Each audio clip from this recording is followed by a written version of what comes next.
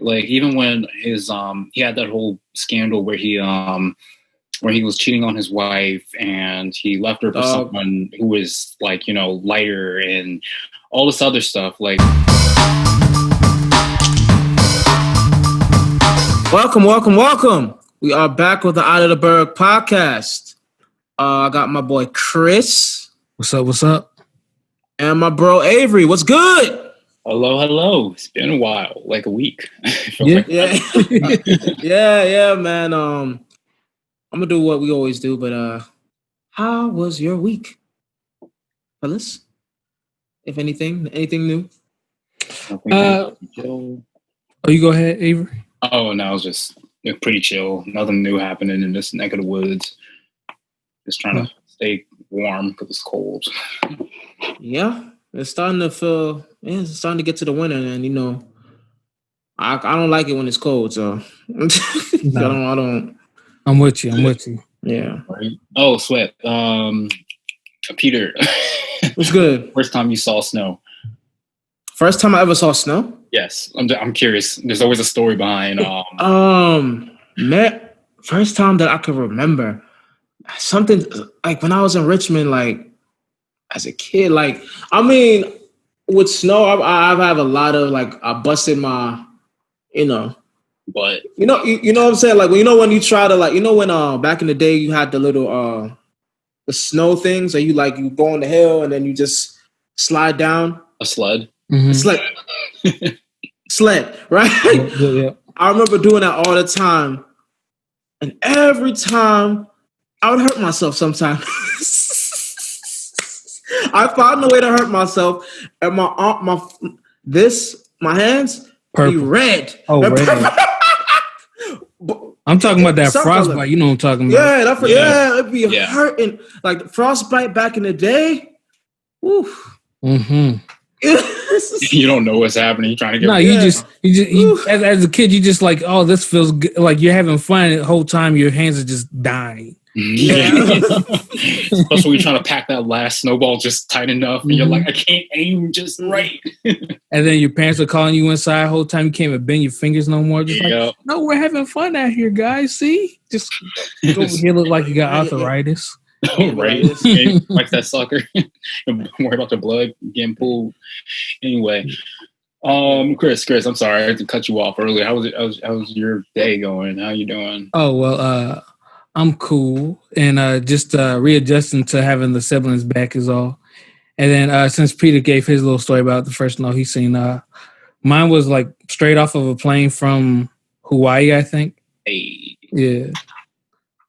How to make it feel? It was a surreal experience because like you literally came from over here in the hot islands. It was like 80 some odd degrees, and they come here it was like 28 or something like that. We thought it was a blizzard. It was a very light snow. That's funny. I was going to ask, have you guys did you freak out when you see it? Did you want to play in it? Did no? It was. I wanted to play. Snow was like, I wanted to play. That was when I was a kid. Like, when I saw snow, play. But then I didn't know what, my hands would be like this. Oh. And, I didn't know what that was at first. Like trying to Wolverine. I didn't know all of that. But yeah, I'm curious. Why'd you ask? Oh no, I was finishing a book that I read in middle school. It was about some woman that was growing up during Sierra Leone and, the civil conflict that was happening there. It was like a coming age story. And she was talking about when she was adopted, came to the States in New York, and she was describing for the first time when she saw snow. And I wasn't saying that just because you were African. I was concerned. I was just curious. He's from Chicago, though. I know. I was born in Chicago. I was born in Chicago. Yeah, Chicago's kind of like the... I mean, that's like the coldest place, I swear, on Earth. Yeah, I was just curious on your guys' perspectives, growing up in warmer climates. Yeah, I mean, that's the crazy thing about my life. I've grew up in the hottest places and the coldest places. So, best of both worlds, I guess. But yeah, I wanted to get into the, just reflecting on the past 2 episodes because these 2 episodes we had recently were had a lot of guests, had a lot of different opinions, and especially with the mental health episode, we unpacked a lot. I know Avery, you weren't, present, but I couldn't give up the reservation. I'm sorry. It was but like, I mean, just to get your thoughts on like mental health with Black community. What do you let's not take too long. So I'm gonna keep it short, just because it's such a loaded question. Yeah. Like, I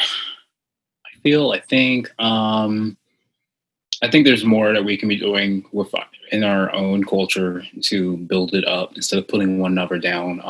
Most notably, when we see stuff on TV and, with the whole Megan Thee Stallion and my man's Tory, that whole debacle, and then us trying to get out and into, what was it? I was just watching, I saw Cardi B do something really strange earlier, and I was just thinking, like, this woman looks very exotic, even though she's what, from Santo Domingo, is that right?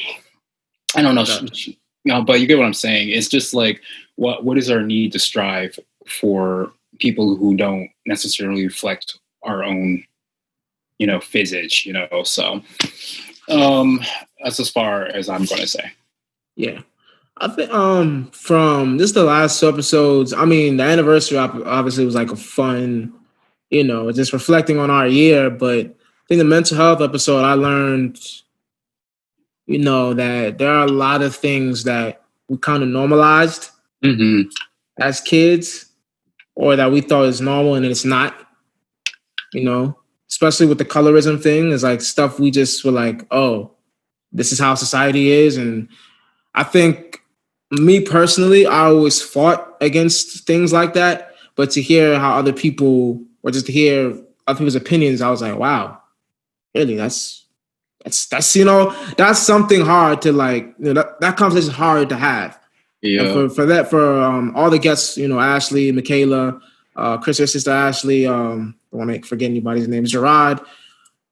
What I'm saying, Fran, it was real hard to have these. It was really interesting to listen to that conversation and just to hear what they had to say. So I appreciate them for, being open about it. Yeah. Honestly. Chris, you have any thoughts on that?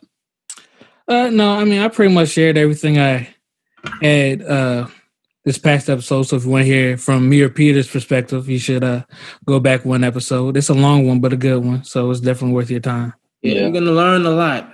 Even if I can just add real quick, I'm not gonna beat this horse to death, but I was just thinking, the object of colorism in general is just, something that is expressed with like a lot of cultures around the world. They have people just have a strange tendency to go for lighter complexion for some reason, and I can't explain why, and it's not like people prefer it. It's just like something that's even in art, or like literature, and people just, it's like pop culture, they strive for it for some reason. It's just a trend I noticed because I've been reading a lot lately.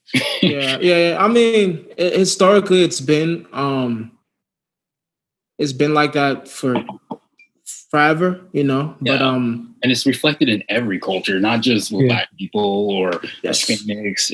Latinx, but like with white folks or Asians, or just, it's strange. It's strange. Yes. I don't want to get into that, but I'll get into it. But like with the Latin community, that's a whole nother body. Yeah. A whole nother can of worms. But I found out. But it was cool, man. Shout out to everybody that came out the last 2 episodes, man. It was fun just to reconnect with our friends, and have those conversations and everything. Especially over the holiday season. Yeah, especially over the holiday season too. But I want to get to something, the next topic, since we are talking about, laughs and everything. What are your thoughts on, Kevin Hart? And, people saying he's not funny, or if he is funny. What do y'all think? You want to go first, or should I, Avery? I don't know. You real quiet. You just deep thinking over there. Oh, no. I mean, I'm just a little tired is all. No, but but that's my usual. So, but I think I think he's pretty consistent with his stuff, and I think like the biggest thing, especially with like this last one, this last special. And I know this has been brought up before this, but I think the biggest thing is like he's somebody who feeds off the crowd's energy, and like the crowd was enough for like one room there, and it wasn't like some. I mean, it was a very big room to be in somebody's house. That's an extremely large room, but like compared to what he's used to working, that's nothing. It's nothing. It's like a birthday party to him. So, like yeah, he can feed off that energy, but like it's not the same. And I also think like the current, I guess, culture has changed since the last time he's had a stand up. Like, where was his show at? If you know, his house. That show, his house. Oh, really? Okay. Mm-hmm. Out in LA or whatnot. Mm-hmm. And like literally in his, I guess, basement. Very strange. Yeah, but I mean, he had enough room for it, so why not? Perks of being wealthy, I suppose. Yeah, that 1%. Yeah. But I think that it's just like it's not so, and I don't think it's necessarily like he's corny or not funny. This is it's just like been the same humor the whole time, and I don't know. I don't really know how to describe it. It's just Kevin Hart. Like it's like you know exactly what you're gonna get. Yeah, he doesn't. He appeals to a certain type of person. Go ahead, Peter. No, do you want to go, Abe? No. I mean, you were stuttering. I mean, okay. I mean, I was gonna say. I mean, for Kevin Hart, here's the thing with him. Like, and a lot of stand-up comedians, doing stand-up is like really tough. You know what I'm saying? Yeah. A lot of the comedians you see do stand-up, like the Chris Rocks, Eddie Murphys, like they've taken time off to go into movies. They don't do it consistently. Like the only person that like has done it consistently and always like hit a home run is Dave Chappelle. I feel like Dave also knows when to quit too. He takes long breaks. Yeah.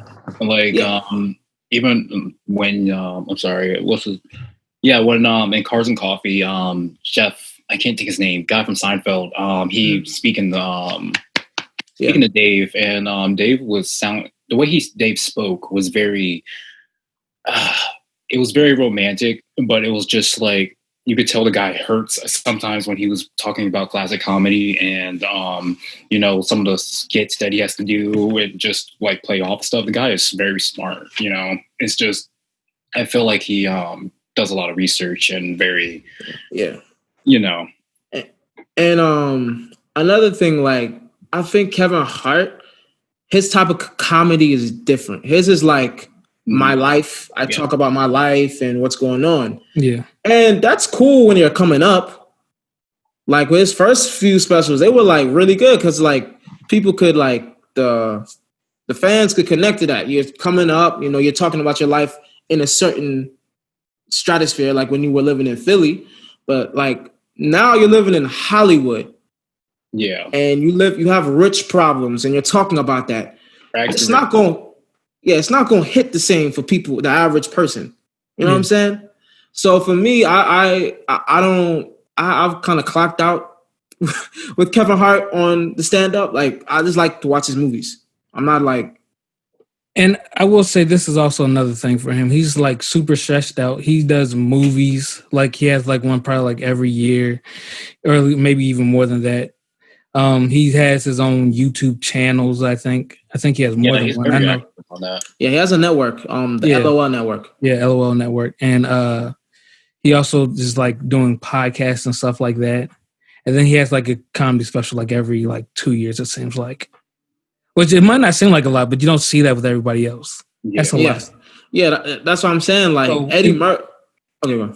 I was just gonna say, like, so it's really easy to take somebody like who's so spread out in the media, like really corny, which is what I think I was blanking on earlier, because you can literally see him on literally any channel at any given time doing something else. Like just earlier, I saw him doing I think it was a credit card commercial or something. Now with that, now because he has such a large platform, wow, it's bright in here. The sun just came out.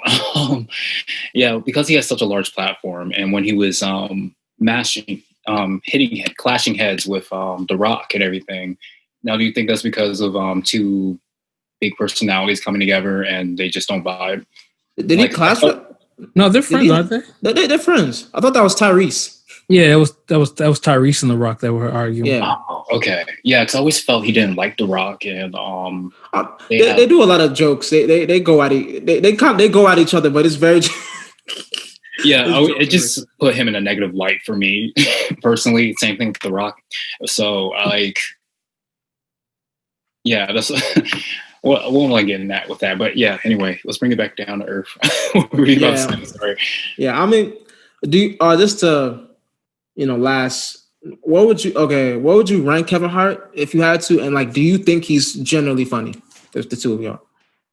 I honestly think he's slightly better than Amy Schumer, just because he's been at it longer. I do think he's funny. I don't know where I would rank him. Like when you say rank him, like out of 10. Yeah. Or just like it don't have to be like specific. Like, what do you think you'll be in your top 10, top 5? No, I don't think he'd been like my top 10 or top 5 per se, but it's just like I feel like he's somebody who's like undeniably funny.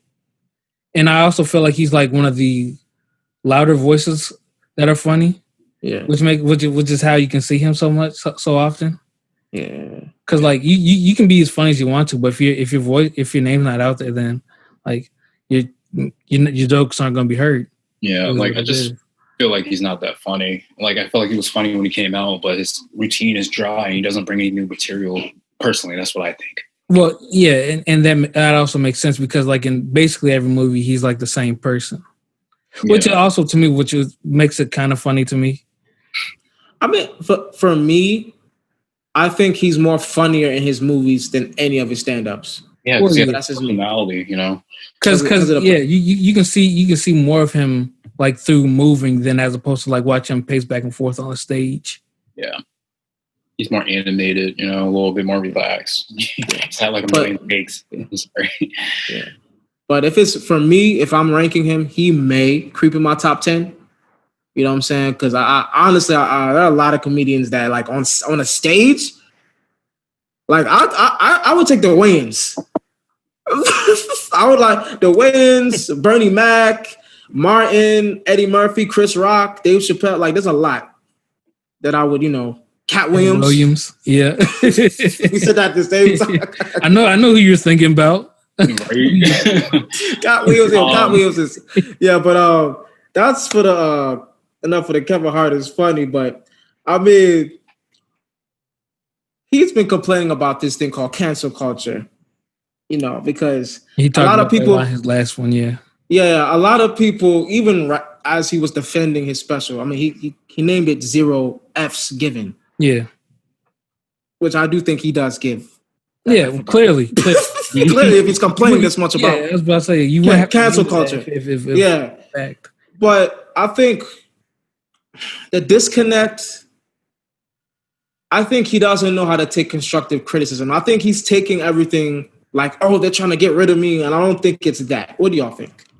I think he just doesn't know how to grow. Cause basically he's at the height of his fame right now. And so for most people, like when they're like that, they kind of get stunted. And he's not only like a giant comedian, movie star, he's also like a TV personality, a social media personality. So those people tend to, not all of them, but a lot of them tend to get stuck. They're just like, this is how I am, this is how it's going to be. As opposed to like somebody who's a Dave Chappelle who took a seat back for like, was it 15 years? Yeah. Well, or 10 years, however, a long time. Yeah, about 10 years, yeah.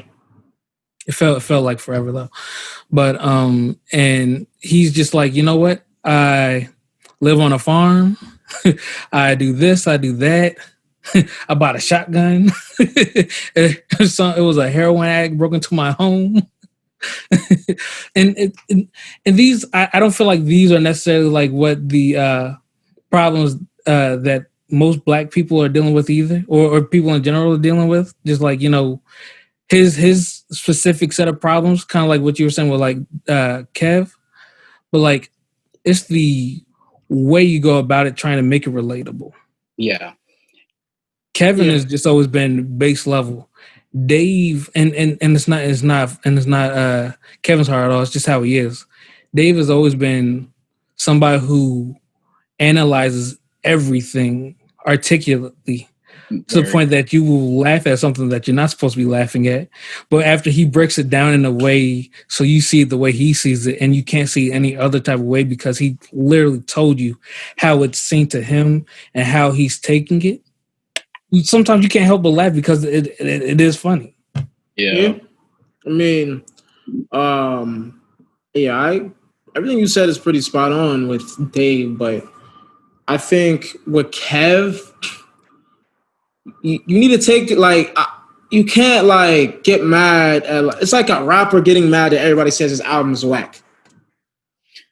You know what I'm saying? Like at the end of the day, like whenever you put out work or you put out art and people aren't supporting it and they're saying, "Well, we don't see what's funny," work on your craft or just do movies because like stand up. Like I told you, stand up's like really hard to like do. And consistently have people like say, "Oh, you're great." Like Eddie Murphy's last stand-up was in '88. We're in 2020. He was like, right? Yeah, like he's like, I'm not even doing this. Like I'm gonna do movies, and he don't even do movies anymore. Like he's such a legend, he don't have to do movies anymore. Yeah. So my thing with Kevin Hart is just like stop giving people so much energy. Because the more you say, "Hey, stop criticizing me," and you're hating or trying to cancel me, it's like, dog, making it worse. I'm saying like for me, he's always like done this. Like especially, he just doesn't. He doesn't seem very mature as as a public figure.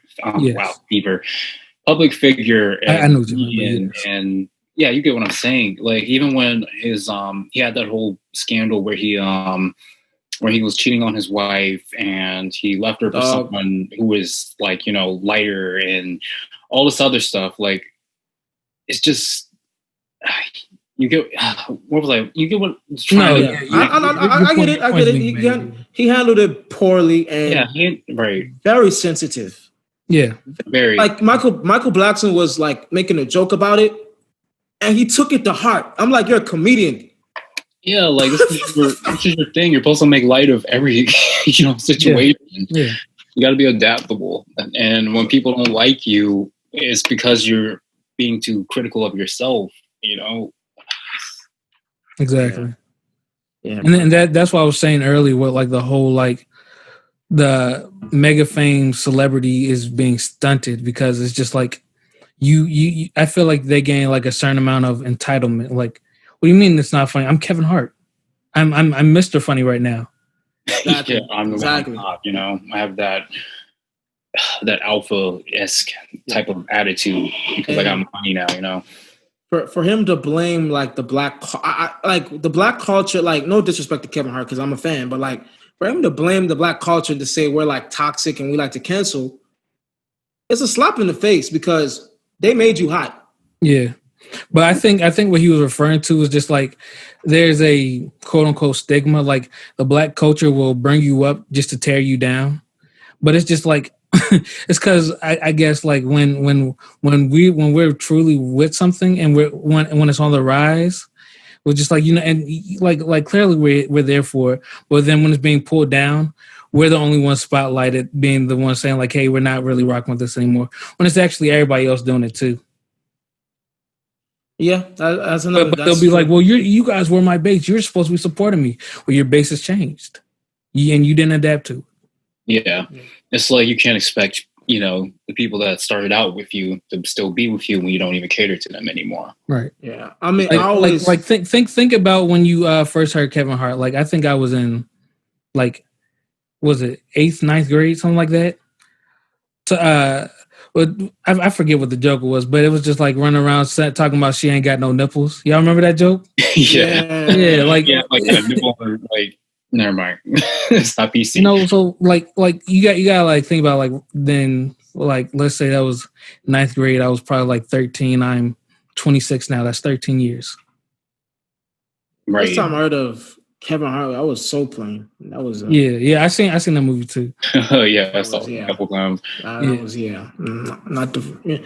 But you see what I'm saying there, right? Yeah, I see what you're saying. Like that's when I first was like, okay, this guy's really funny. I want to be a fan of him, as opposed to now. Like, clearly I've changed, and I'm not saying I'm like the 13-year-olds were his only base back then, but like I don't know, just anybody over a decade of time can change. Yeah, and not to linger because gotta go on to the next, but like what you said about what you say about like the base changing, you know, I feel like when it's like when a rapper puts out a bad album,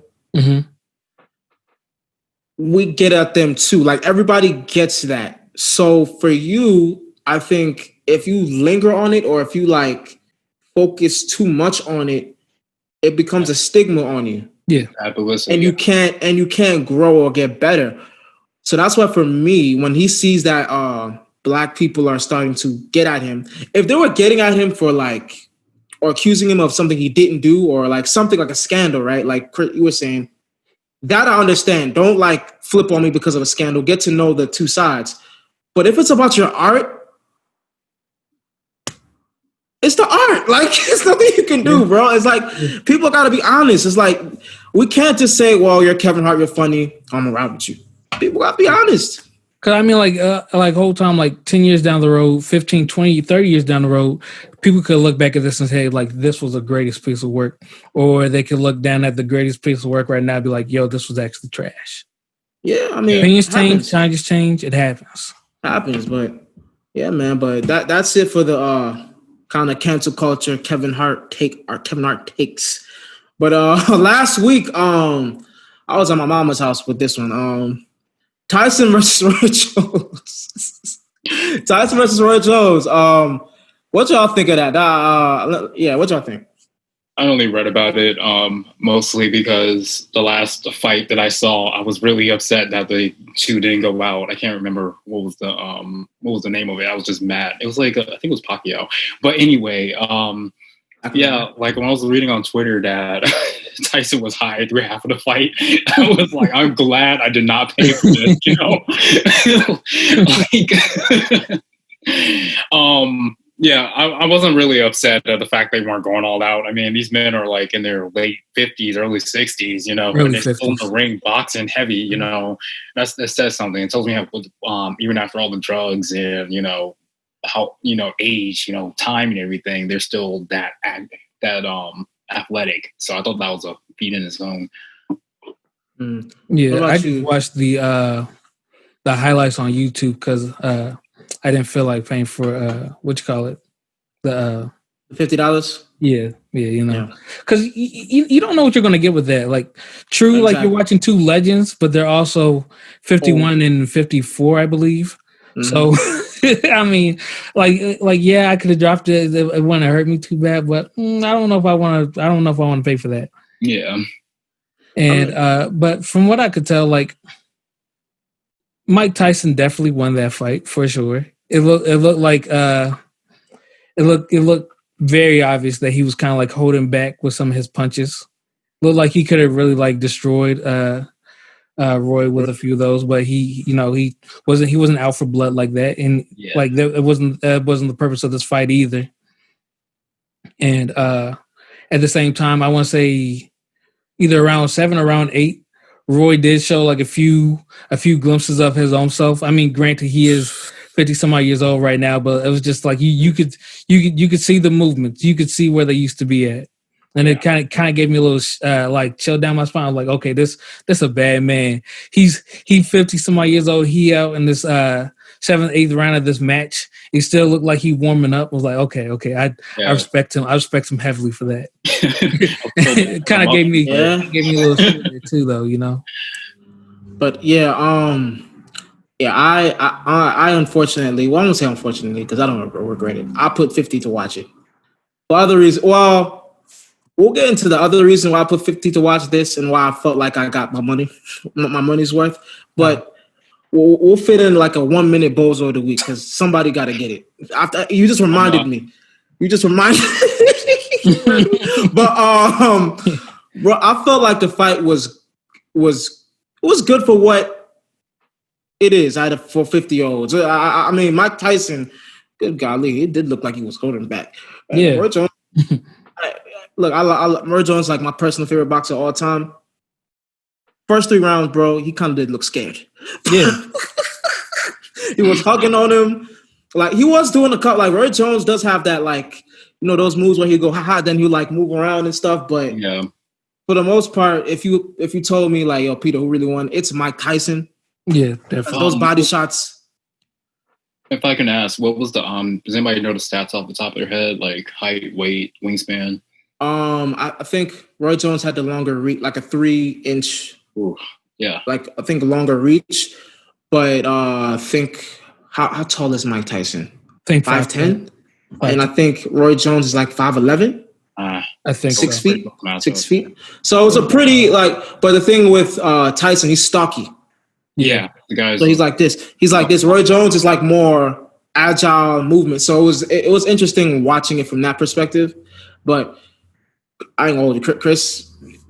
He was right. Like Tyson was in better shape. Tyson had sharper shots. Towards the end, you saw what made Roy Jones Jr. special because of the movement and like his head. Like, dog, he's like, if he was in his prime, bro, would have been interesting to watch. But 50-year-old Mike. but then Mike in his prime too. It would have been dope to watch in their prime. But I bought it straight for nostalgia. So it was good. It was good for what it was built up to. Yeah, I can respect that just from like a fan perspective. Yeah. So, but any more thoughts before I have to get somebody real quick? Nah, I think I'm good. But okay. I already know where you're going to. Okay, Nate Robinson. Nate. Now, I know what y'all thinking. Oh, Peter, man, why are you going after another black man? Come on, man. We have to stop attacking black men. This is not about being black right now. This is about common sense. Yeah. How do you go into a fight with Jake Paul? I know Jake Paul, he's a YouTuber, whatever. He trained himself to box. How do you go in there unprepared? Well, he trained for like what? Nate Robinson trained for 2 months, I think. Son, whoever was your trainer, you should do something to him because you went to this fight looking stupid. I didn't know what he was doing at all. He was running at him. He literally was running at. I was just like, oh, he doing some type of no. He was running at him. Listen, Jake Paul fought Nate Robertson in a boxing match. Was it like a Colin McCraig thing, saying, "Oh, I can beat you, Conor McCraig"? Kind of, but it was Nate Robinson that started. It was Nate Robinson. Nate Robinson started. And my thing is like, bruh, this ain't no hood fight.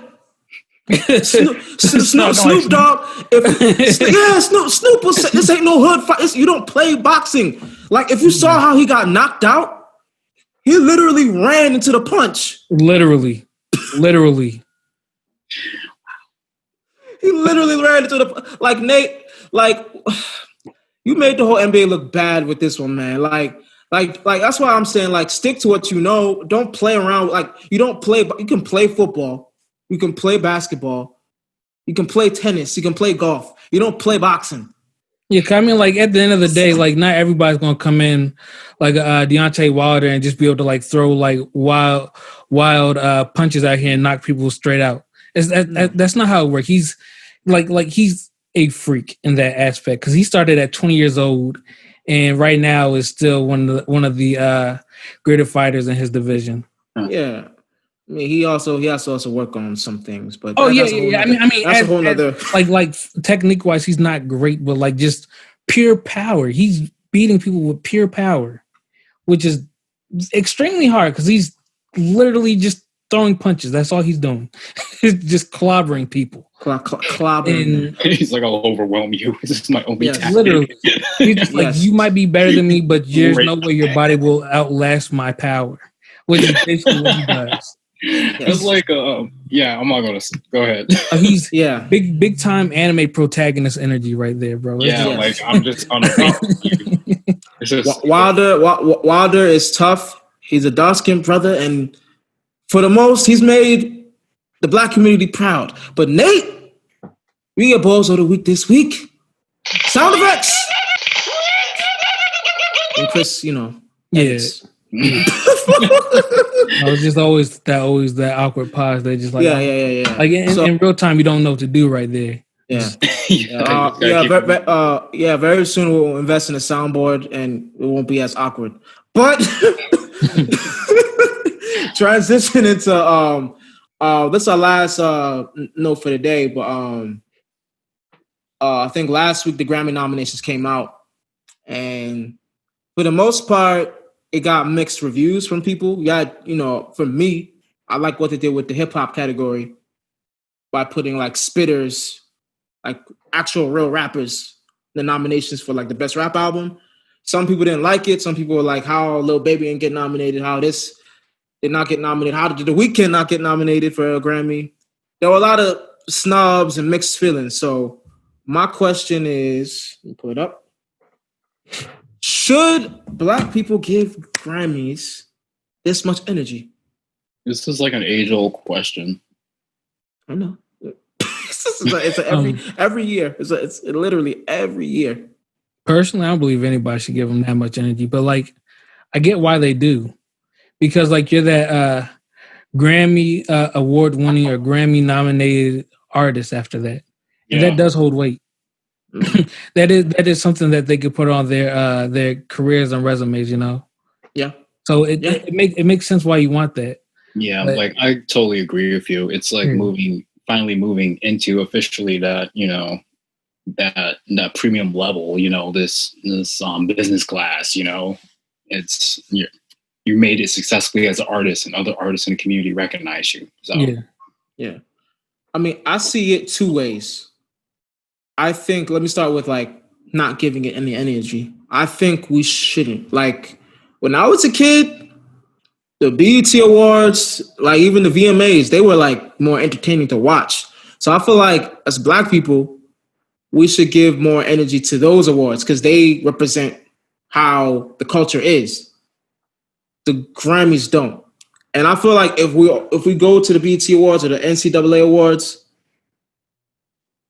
we can make that hot to the point where that's like the Grammys. Like that's like legit. Because really, who puts the value in the award? The people. The people and the artists. So I think, but then on the other side, I understand why they give it so much energy because a lot of the artists that are used to promote the Grammys, you don't give them awards. Yeah. How are you gonna nominate Beyonce, Kanye, all these mainstream acts, promote them in your commercials, but then an artist like Beck, who nobody knows, well, we don't know, wins an award. Yeah. That's like, yo, you use me to get viewers, and then to give it to somebody nobody knows. Yeah, exactly. So it's such a I don't what's that? Double standard, is that the word you're looking for? Yeah, because it's just like you use a household name artist whom probably is up for this category, and then they'll use like some other no-name person, which fair to that no-name person, like now hopefully they'll be a known person or hopefully like at least their work is like of quality to be, in that in talks for that award, which isn't always the case. But I think that also kind of brings up another point, like the whole, like you had to be part of the academy to actually vote. And to be a part of the academy, which I don't know how, but is a exclusive group. That's not an everybody group. So if we wanted to vote for our favorite artist in such and such category, it would mean nothing because it'd probably just be like some poll on, I don't know, the internet somewhere that holds no weight at all. It's just like, okay, this is what the culture is thinking the whole time. Is just like, now they're going completely this other way. Yeah. That's what it feels like to me. Yeah. I mean, I feel, I've never sat down and watched a whole Grammys Awards anyway. So for me, it's like, but for the artists, I get why, you would get, especially like The Weeknd. I feel like what they did to The Weeknd was like really messed up. Yeah. I'm like, you can't even say it's a popularity contest because you still get what am I trying to say? You still get artists like Dua Lipa and Taylor Swift and Ariana Grande who are like trending always, and then you get The Weeknd who's trending always, and it's just like, why did they win? So it's just, I don't know. My thing with the Grammys is who's going to get it, so why get upset when when the things come out? True.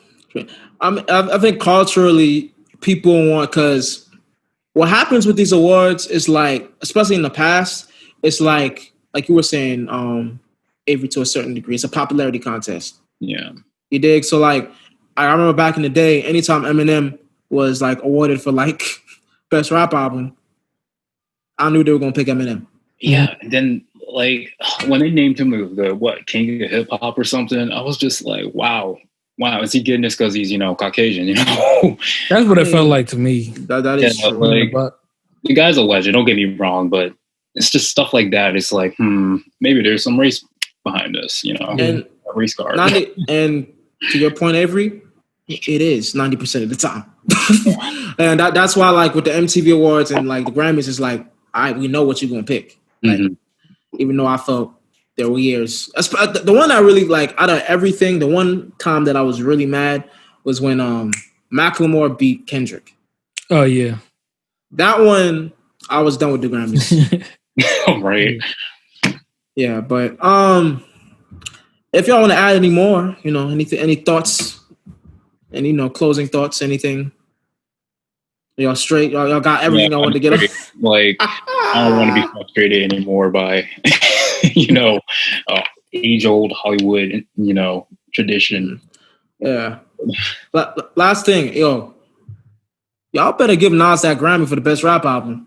It's gonna be a problem. That's all I gotta say. Y'all nominated him this time. Y'all did a great job with the nominations this year. But if y'all don't give it to him this year, yeah, I'm just leave it out there.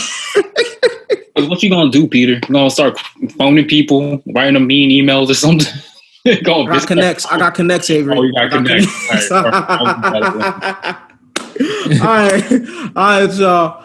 So that's the show for the day. We will be on YouTube 3:15 on Mondays. I'm sorry, last week we had some technical difficulties, but why technical difficulties? Yeah. We will be back 3:15 on YouTube, and you can catch if you don't want to see us on YouTube, you can always catch us on Apple Podcasts, Spotify, Apple Podcasts. We're not yet on Pandora or SoundCloud. But I'm working on SoundCloud. Maybe next week. Maybe next week we'll be on. Not the next week after this episode comes out. Maybe. Yep. And our social media, Out of the Berg on IG, Out of the Berg Pod on Twitter, and my personal at Kofi Peter. On Instagram and on Twitter. Chris. You can find me at Big Chris _57 on Twitter, and you can find me at Chris Kelly 57 on IG. And you can find me, Avery, at Avery Koopa, capital KOOPA. Yeah, so that's it for the show. Stay black, stay woke. All right, guys. Bye.